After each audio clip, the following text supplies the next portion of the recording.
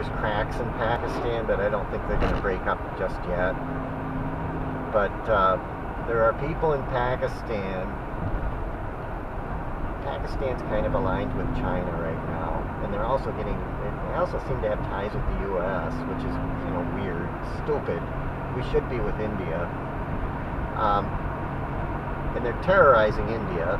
They almost had a war several months ago, a few months ago, and that was started by Pakistan. Okay, we got to make sure we get off at the right place. But these countries that are surrounding India that are independent now are going to come back someday, and India is going to become a regional power. They're going to come back to India and become part. I don't know if they'll actually be part of India, or if they'll just be part of like an alliance with India or something like that, or a combination of the two. I mean, Pakistan used to be part of India, and maybe even Afghanistan might, because Afghanistan at one time was part of India too. And the people that are in Pakistan, they know that they were part of India and that they were Hindu. And they were told to convert. You either convert or you might get shot.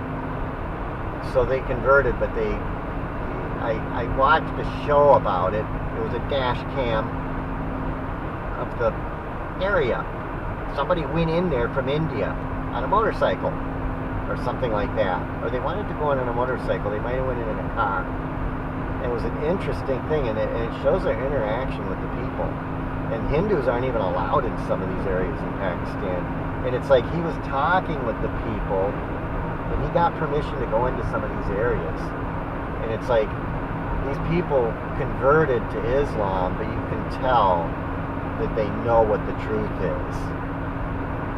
That they know they were told to convert, and it's like if tomorrow they became part of India, maybe they would go right back to Hinduism.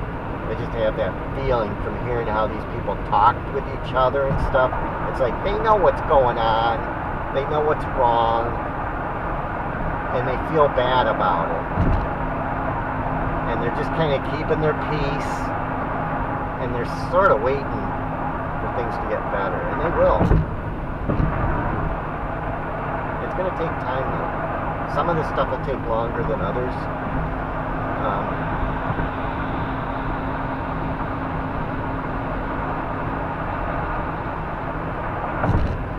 Sign up here. We gotta make sure I don't make a wrong turn up here. We might end up going on Interstate 43 or something. Like,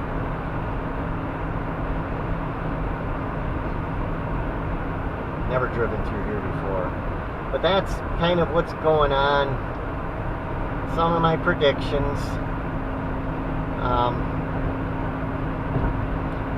We're at 120 miles, 120.3. What do we got here?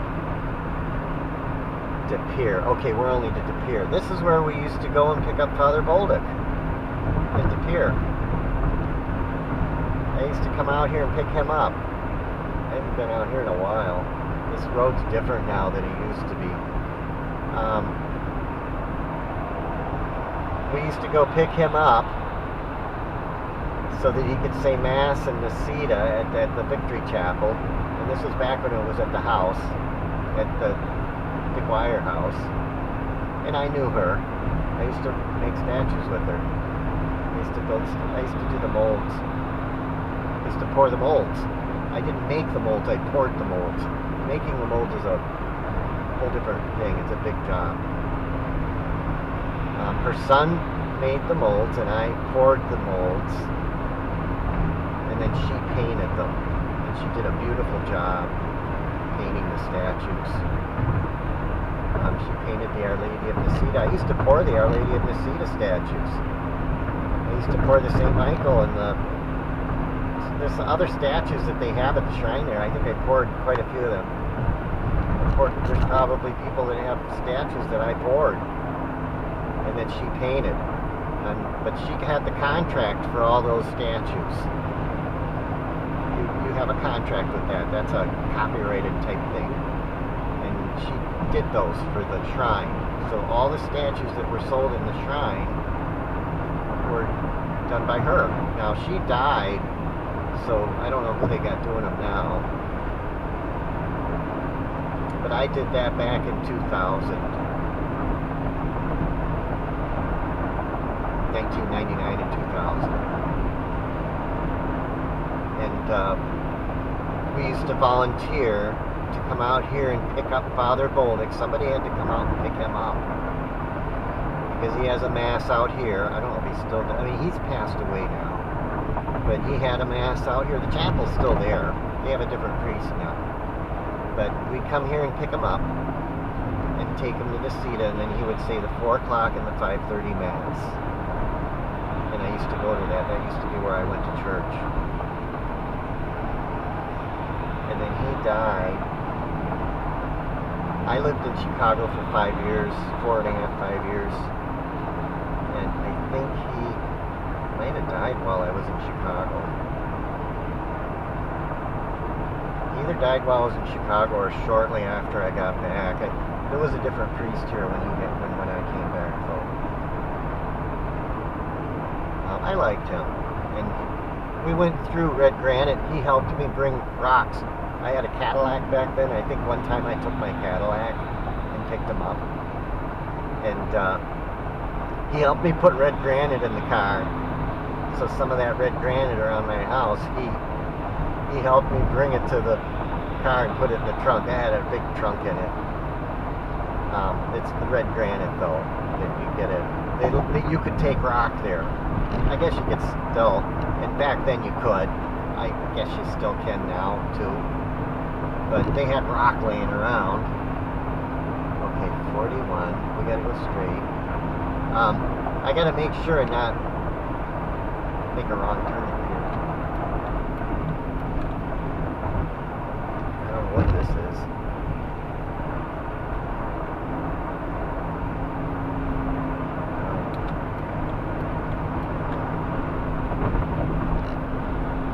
But Pere, this is where his other mass was.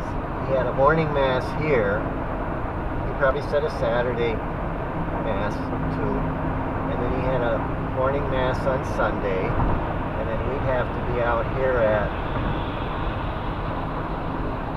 I don't know, noon or something. And pick him up. We had to get him back to the church by 3:30 or something. And then he'd have mass at 4. He'd have confession before mass. 41. We gotta stay on 41. And then we gotta stay on US 41. I think this used to be, back when I used to pick him up, this used to be US 41, this road I'm on now. And it wasn't as developed as it is now. Like these, the way this is, the configuration was not as advanced. In fact, I think they were red lights, or they were like turns in some areas between here and Oshkosh. It wasn't this big of a highway. I mean, this is a big highway now. Hey, there's Marinette. We gotta stay for the Marinette. We gotta stay going towards Marinette. Otherwise, we'd be going up. We'd just be going back where we came from.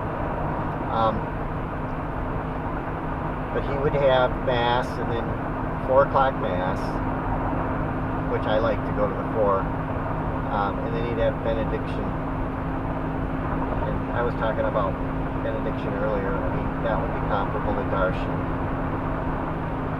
Talking about that word darshan. So benediction is very similar to darshan. Or there's another ritual that's done in Hinduism, which is called arati.